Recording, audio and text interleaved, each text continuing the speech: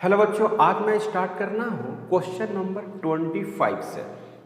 तो question number 25 पहले पढ़ते हैं। क्या है 25? विच of the following 5 physical parameters have the same dimension. इसमें आपको चेक करना है कि कौन सा फिजिकल क्वांटिटी है जिसका डायमेंशन क्या है, सेम है। तो पहला है एनर्जी डेंसिटी। ठीक है, एनर्जी डेंसिटी। तो सबसे पहली बात की एनर्जी डेंसिटी होती क्या है? तो एनर्जी डेंसिटी जो होती है वो होती है energy by volume. Energy by volume. तो इसका आप डायमेंशन आसानी से कैलकुलेट कर सकते हैं। पहले लिखिए एनर्जी का, लिखिए तो M L T minus 2 L का पावर 2।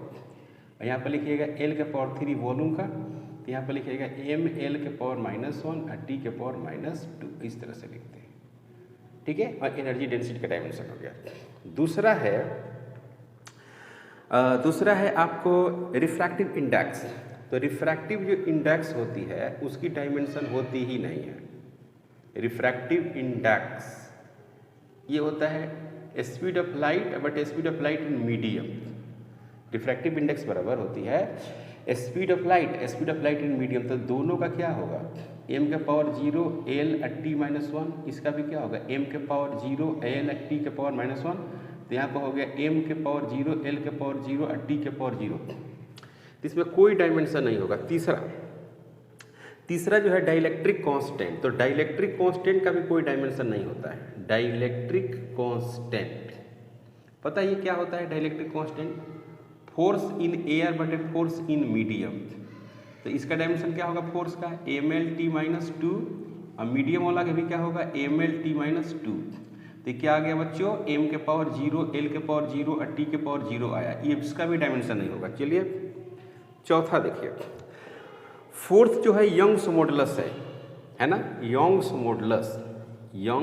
मॉडुलस। तो इसका जो डायमेंशन होता है वो प्रेशर के डायमेंशन के बराबर होता है। ये प्रेशर होता है।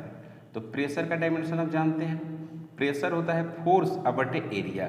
तो फोर्स का हो गया बच्चों एम एल टी -2 और एरिया का हो गया एल के पावर 2। इसको सोल्व करेंगे तो मिलेगा क्या, एम एल के पावर -1 और टी के पावर -2। कोई प्रॉब्लम? ओके। फिर 5 नंबर देखिए। 5 नंबर में है मैग्नेटिक फील्ड। तो मैग्नेटिक फील्ड के बारे में आपको जानकारी है। मैग्नेटिक फील्ड इसका जो फॉर्मूला होता है वो F = होता है Q V और B होता है। तो B = क्या हो गया, B = F बटे Q × V होगा। तो B का डायमेंशन जो है एम एल के टी -2, और यहाँ पर क्या लिखेंगे IT लिखेंगे, और यहाँ पर लिखेंगे क्या एल टी -1। ये और ये कैंसिल। तो यहाँ पर क्या होगा एम एल से एल कैंसिल, तो एम टी के पावर -2 और आई के पावर -1। तो सवाल ये है, सवाल क्या है भाई, सवाल ये है कि कौन सा पेयर्स है विच 2 of the following 5 parameters have the same dimension. तो देखिए ये है आपका एनर्जी डायमेंशन का, एनर्जी डेंसिटी। तो ऐसा डायमेंशन किसी का नहीं है। किसी का है? हाँ है। ये है आपको यंग्स मॉडुलस का एनर्जी डेंसिटी और यंग्स मॉडुलस। देखिए एम एल के पावर -1 और टी के पावर -2, यहाँ पर भी क्या है एम एल के पावर -1 और टी के पावर तो 1 और 4 है उसका डायमेंशन क्या है बच्चों, सेम है। तो 1 और 4 का डायमेंशन क्या है, सेम है। और किसका डायमेंशन है, रिफ्रैक्टिव इंडेक्स और डाइलेक्ट्रिक कांस्टेंट। इसका भी डायमेंशन क्या आ रहा है, सेम आ रहा है। तो 2 एंड क्या आ रहा है 3, इसका भी डायमेंशन आ रहा है, और इसका डायमेंशन बिल्कुल अलग आ रहा है कि नहीं। तो ऑप्शन में देखो क्या दिया हुआ है, पहला ऑप्शन में दिया है 1 और 4। तो 1 और 4 तो है ही, तो ऑप्शन ए करेक्ट हो गया। उसके बाद ऑप्शन दिया है 1 और 5 नहीं है, 2 और 4 नहीं है, 3 और 5 नहीं है। तो ऑप्शन ए हो गया आंसर। ये समझ में आया आपको? कोई डाउट नहीं? मिटाते हैं इसको भाई। अब क्वेश्चन नंबर 26।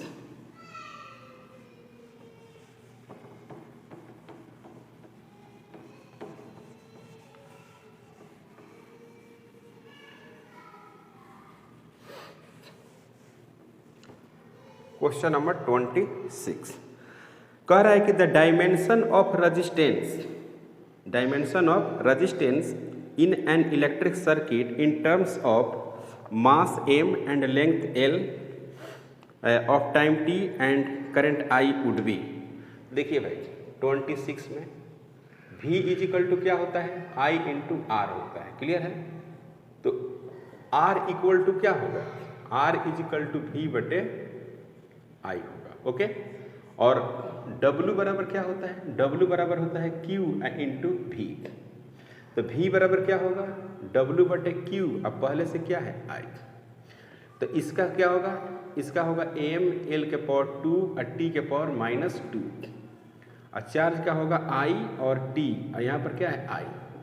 तो यहाँ पर हो जाएगा m l के पावर 2 t के पावर -3 और I के पावर -2। यहाँ पर हो गया R, ये हो गया रेजिस्टेंस, हो गया रेजिस्टेंस। अब इसमें देख लीजिए ml के पावर 2 t के पावर -2 ऑप्शन ए में है, ऑप्शन बी में है ml के पावर 2 t के पावर -1 I के पावर -1, तो ये नहीं होगा। ऑप्शन सी में है ml के पावर 2 t के पावर -3 और I के पावर -2, तो ऑप्शन क्या होगा, सी करेक्ट होगा। 27 नंबर क्वेश्चन है कि the ratio of dimension of Planck's constant and moment of inertia किसके बराबर होगा। तो प्लांक्स कांस्टेंट देखिए E is equal to H nu होता है, तो एच ही प्लांक्स कांस्टेंट है, तो E बटे क्या हो गया, न्यू हो गया। तो ये एच हो गया, एनर्जी कितना होगा डायमेंशन m l के पावर 2 और t के पावर -2, ठीक है। और इसका क्या होगा t के पावर -1, फ्रीक्वेंसी है तो t के पावर -1।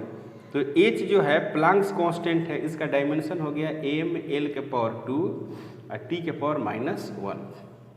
मोमेंट ऑफ इनर्शिया जो होता है वो mr² होता है, आप पढ़े होंगे। मोमेंट ऑफ इनर्शिया जो होता है क्या होता है, mr² बोलते हैं इसको। तो देखो भाई, तो moment of inertia, moment of inertia जिसको हम लोग I बोलते हैं, तो I इजिकल टू क्या होगा, mr² होगा। तो ये हो गया I, ये हो गया कैपिटल M और L के पावर क्या हो गया 2।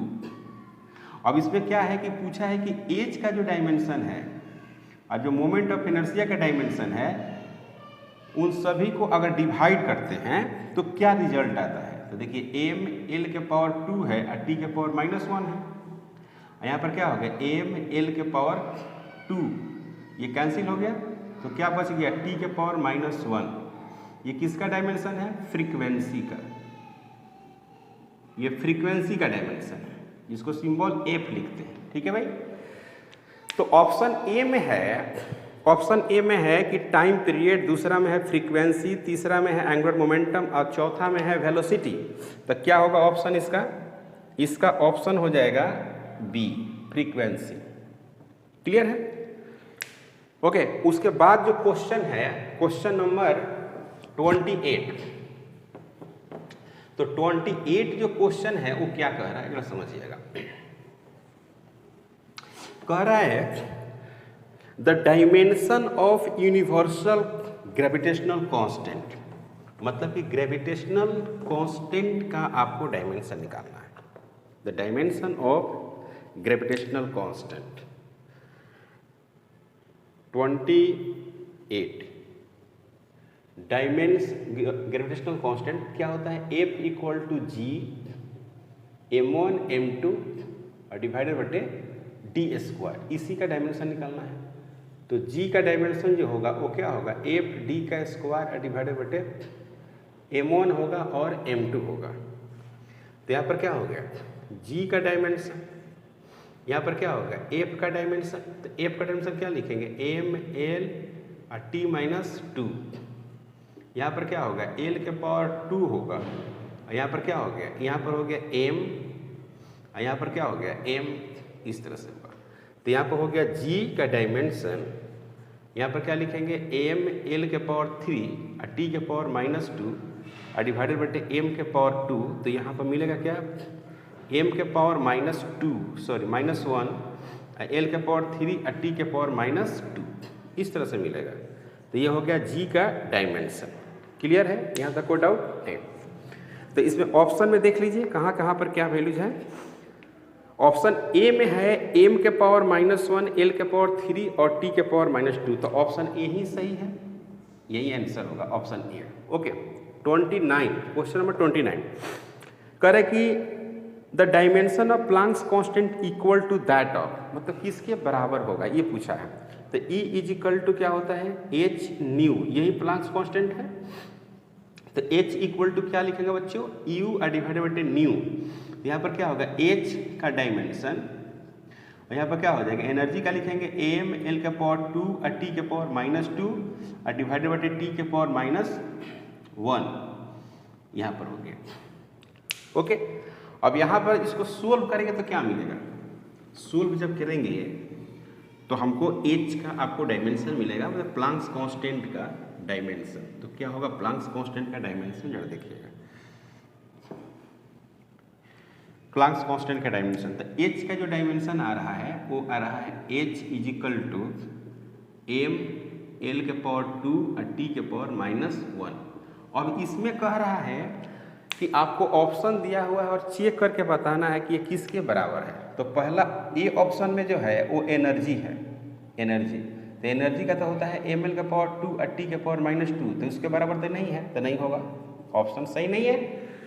मोमेंटम, तो P बराबर क्या होता है m इंटू वी, तो यहाँ पर हो गया m l और t के पावर -1, तो ये भी नहीं होगा।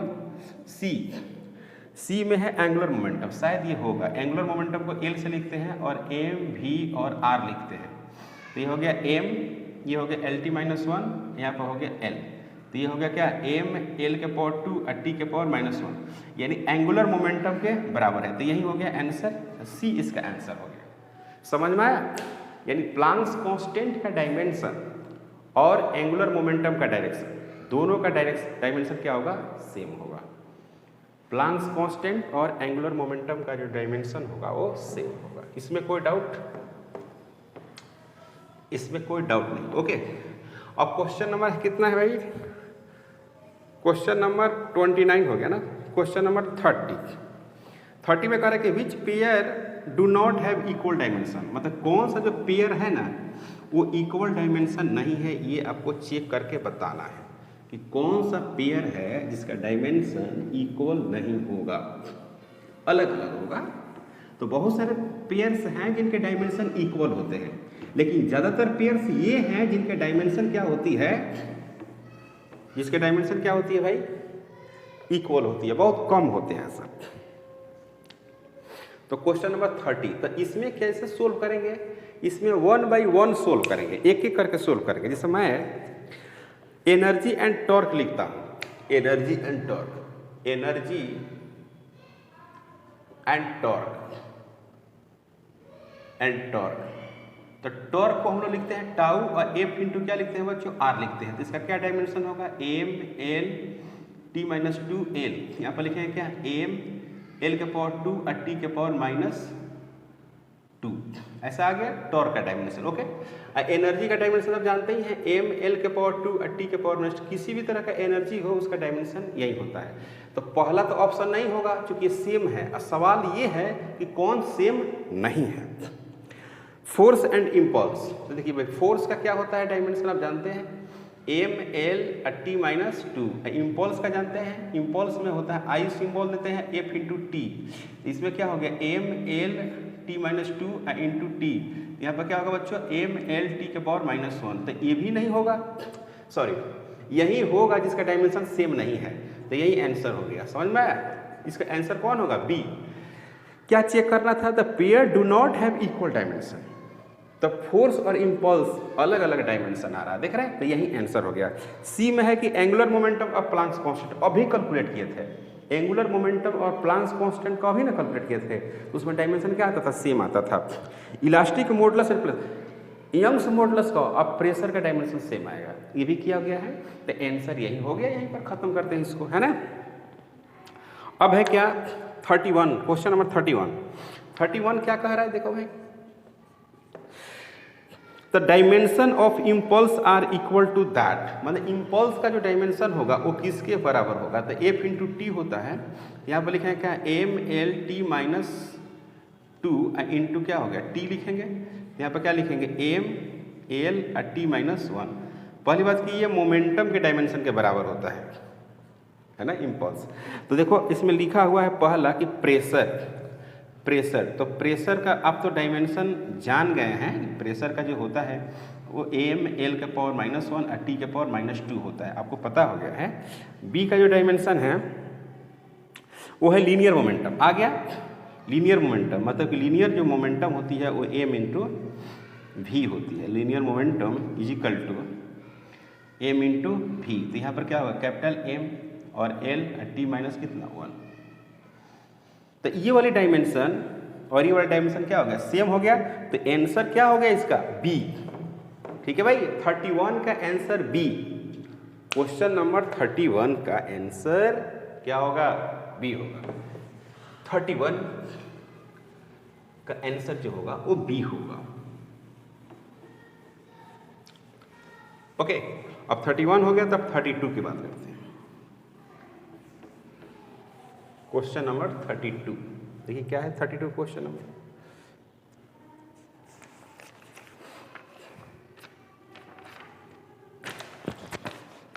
हाँ, कह रहा है कि which of the following dimension will be the same as that of time. इसमें कह रहा है कि टाइम का डायमेंशन किसका हो सकता है। तो देखो आप पढ़ेंगे आगे चल के, इसमें लिखा हुआ है कि किसका डायमेंशन टाइम का हो सकता है। तो ऑप्शन ए में जो है एल बटे आर है, ठीक है, और बी ऑप्शन में जो है वो सी बटे एल है, और यहाँ पर सी ऑप्शन है वो एल इंटू सी है, और जो डी ऑप्शन है वो आर बटे एल है। ठीक है, ओके। तो पहली बात कि आपको ये कन्फ्यूजन होगा कि इसमें कौन क्या है। तो एल जो है उसको सेल्फ इंडक्टेंस नाम दिया जाता है, सेल्फ इंडक्टेंस इसका नाम है। ठीक है बच्चों, कोई डाउट नहीं।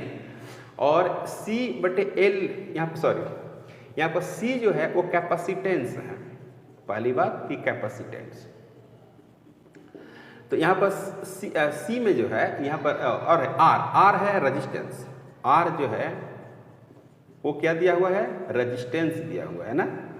ओके, तो इसमें चेक करना है कि किसका, अब कठिन सवाल हो गया, क्योंकि एल का भी डायमेंशन कठिन होता है और आर का भी डायमेंशन कठिन होता है और सी का भी डायमेंशन कठिन होता है। तो अब इसमें बच्चे तो याद नहीं रखते कि कौन किसका होगा, लेकिन आप जब पूरा थ्योरी पढ़ोगे, पूरा कंप्लीट 11th और 12th पढ़ोगे, तो 12th में थ्योरी पढ़ोगे कि इसी को हम लोग टाइम के बराबर लिखते हैं, ये टाइम के बराबर है। बात समझे कि नहीं, ये टाइम के बराबर है, पहली बात क्लियर। तो अब इसी को हम चेक करते हैं, एक एक करके चेक करते हैं। तो पहले हम चेक इसी को ना करेंगे, तो देखो क्या आता है, एक हम चेक करते हैं, एल बटे क्या है भाई आर। तो इसको हमको चेक करना है कि किसके बराबर होता है। तो एल का डायमेंशन लिखेंगे, यहाँ पर लिखेंगे क्या, आर का डायमेंशन। तो पहली बात कि एल कहाँ से मिलेगा, फाइव बी जो होता है, फाइव बी वो क्या होता है, एल आई होता है, और फाइव बी, और यहाँ पर फाइव बी क्या होता है, बी इंटू ए होता है, समझ गए, एल इंटू आई हो जाएगा। ओके, अब बी का डायमेंशन क्या होता है, बी का डायमेंशन होता है एम टी के पावर -2 और आई के पावर -1, और एरिया का कितना होगा, एल के पावर 2। ये एल लेंथ नहीं है, ये सेल्फ इंडक्टेंस है, और यहाँ पर आई। तो सेल्फ इंडक्टेंस का जो डायमेंशन मिल रहा है वो एम एल के पावर 2 और टी के पावर -2 और आई के पावर -2, ऐसे डायमेंशन मिल रहा है। क्लियर है, आप देख रहे हैं क्या मिलेगा, ये देख रहे हैं, एम एल के पावर 2 टी के पावर -2 और आई के पावर -2 मिल रहा है। किसका डायमेंशन, एल का। 5b बराबर होता है एल आई, फार्मूला है। 5b फ्लक्स होता है, मैग्नेटिक फील्ड इंटू एरिया, और यहाँ पर एल इंटू आई हो गया। मैग्नेटिक फील्ड का जो होता है एम टी के पावर -2 और आई के पावर -1, और एरिया का हो गया एल का पावर 2, और यहाँ पर आई का आई हो जाएगा। जैसा सोल्व करेंगे तो एल को अगर सोल्व करेंगे तो ये इतना आएगा। पहले आप चेक कर लो, इसमें आप सहमत हो कि नहीं, सहमत हो, चलो इसको आप निकाल लिए। अब रेजिस्टेंस का निकालते हैं। तो V बराबर क्या होता है, आई आर होता है, तो R बराबर क्या होगा, V बटे आई होगा। अब V बराबर क्या होगा, अभी निकाले थे W बटे Q इंटू आई। क्यों, क्योंकि W बराबर Q इंटू वी होता है ना। तो V इजकल टू क्या लिखेंगे, W बटे Q लिख देंगे। देखो एक पुट कर दिए। अब यहाँ पर क्या लिखते हैं बच्चों, R लिखते हैं, R का डायमेंशन। तो R का डायमेंशन लिखेंगे तो यहाँ पर M L के पावर 2 और T के पावर -2 लिखते हैं। क्लियर। और यहाँ पर क्या लिखते हैं, I T लिखते हैं, और यहाँ पर क्या लिखते हैं, I लिखते हैं। Q को IT लिख दिया मैंने। ओके। अब यहाँ पर देखो भाई क्या लिख रहे हैं, M L के पावर 2 और T के पावर -2, मतलब कि -3 -2 पहले से था, एक और ऊपर जाएगा, और I के पावर हो गया -2। ये समझ में आया आपको। अब देखो यहाँ पर पुट करते हैं, L डिवाइडेड बटे R। ओके, पुट करो। L का डायमेंशन ये निकाले थे आप। क्लियर। तो लिखो भाई M L के पावर 2, T के पावर -2, I के पावर -2। यहाँ पर क्या हो गया, M L के पावर 2, T के पावर -3 और I के पावर क्या होगा, -2। तो ये और ये कैंसिल, ये और ये कैंसिल, फिर ये और ये कैंसिल। तो यहाँ पर क्या बचेगा, T बचेगा। देख रहे हैं ना, L का डायमेंशन और R का डायमेंशन क्या बच गया, T बच गया। तो आंसर क्या हो गया भाई, आंसर A हो गया। नहीं समझे, समझे या नहीं समझे आप? यानी इसका आंसर कितना हो गया, A। तो 32 का आंसर हो गया A। बाकी सॉल्व करने की कोई ज़रूरत ही नहीं है। तो थोड़ा सा लेंदी है, लेंदी मतलब सेल्स करने का मतलब कि आप आगे पढ़ोगे तो ये क्लियर बातें होगी। अब यहाँ पर क्या करते हैं,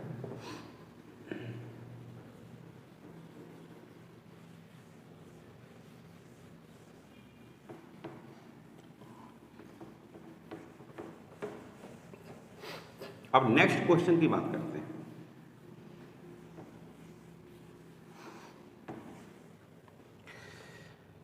नेक्स्ट क्वेश्चन है 33। अब यहाँ पर अब RC आ गया, देख लो 33 आ गया है ना, 33। ये भी क्या है, द डायमेंशन ऑफ RC का जो डायमेंशन है वो किसके बराबर होगा, ठीक है ना। यही पूछा है कि RC का जो डायमेंशन है वो किसके बराबर होगा। तो R क्या है, रेजिस्टेंस है। R क्या है बच्चों, रेजिस्टेंस। और C क्या है, कैपेसिटेंस। तो सबसे पहली बात कि R का डायमेंशन तो आपके पास उपलब्ध है, कहाँ है, ये रहा, M L के पावर 2, T के पावर -3 और I के पावर -2। और कैपेसिटेंस Q बराबर क्या होता है, C इंटू वी होता है। तो C बराबर क्या होगा बच्चों, Q बटे वी होगा। तो C इजिकल टू Q, अब V को क्या लिखेंगे, W बटे Q लिखेंगे। क्लियर। तो Q का स्क्वायर बटे W लिख देंगे, कोई डाउट नहीं ना। तो C का जो डायमेंशन होगा वो किसके बराबर होगा, I के पावर 2, T के पावर 2, यहाँ पर क्या लिखेंगे, M L के पावर 2 और T के पावर -2। सोल्व करेंगे तो क्या होगा, जब इसको सोल्व करेंगे C इजिकल टू आएगा M के पावर -1, L के पावर -2, T के पावर 4 और I के पावर 2। कोई डाउट नहीं। हमको किसका निकालना है, RC। तो R का डायमेंशन बताइए, ये हो गया M L के पावर 2, T के पावर -2, I के पावर -2, ठीक है। और C का बताइए, M के पावर -1, L के पावर -2, T के पावर 4 और I के पावर 2। देखिए ये प्लस, ये माइनस, ये माइनस, ये प्लस, ये माइनस, ये प्लस। तो यहाँ पर क्या हो जाएगा, ये L के पावर -3 है, सॉरी T के पावर -3, T के पावर 4। तो T के पावर कितना हो गया, N। यानी RC का जो डायमेंशन आया वो टाइम के डायमेंशन के बराबर है। समझ में आया, समझ में आया। मैंने RC का जो डायमेंशन है किसके बराबर है बच्चों, किसके बराबर है, टाइम के बराबर है। याद रखना, हमेशा पूछता है ये जो है एग्जाम में जनरली पूछता है, तो इस बात का आपको ध्यान रखना होगा। अब बात करते हैं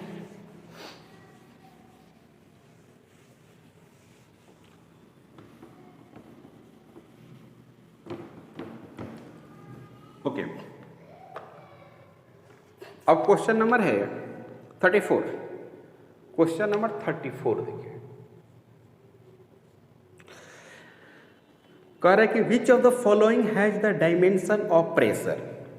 कह रहा है कि कौन जो है ना डायमेंशन ऑफ प्रेशर का है। तो प्रेशर का डायमेंशन आप जानते ही हैं, प्रेशर इज इक्वल टू आप क्या लिखते हैं, फोर्स डिवाइडेड बटे एरिया लिखते हैं। तो फोर्स का क्या लिख रहे हैं, M L T minus 2। Area क्या लिखेंगे, एल के पावर 2, तो फिर क्या लिखेंगे, एम एल के पावर -1 और टी के power -2। This is the pressure, pressure का डायमेंशन हो गया। Pressure is equal to M L के पावर -1 टी के पावर -2। कोई डाउट नहीं, ये हो गया प्रेशर। अब इसमें चेक करना है कि कौन सा लिखा हुआ है। एक ए में लिखा हुआ है एम एल टी -2, तो ये गलत हो गया ना। बी में लिखा हुआ है एम एल के पावर -1 टी के पावर -2, सही हो गया। तो बी ऑप्शन सही है। सही है बच्चों, कोई प्रॉब्लम नहीं। तो आज का लेक्चर में यहीं पे स्टॉप करते हैं, मिलते हैं नेक्स्ट लेक्चर में। लेकिन ये किताब जरूर आप खरीद लेना, ये किताब आप खरीद लीजिएगा और क्वेश्चन को ऐसे आप पलट के रखना है ना। मैं उसको पढ़ूंगा है ना, उसको समझाऊंगा और उसको सोल्व करेंगे। उसके बाद आपको खुद को सोल्व करना है। तो इसी तरह से हम लोग पढ़ेंगे। ओके।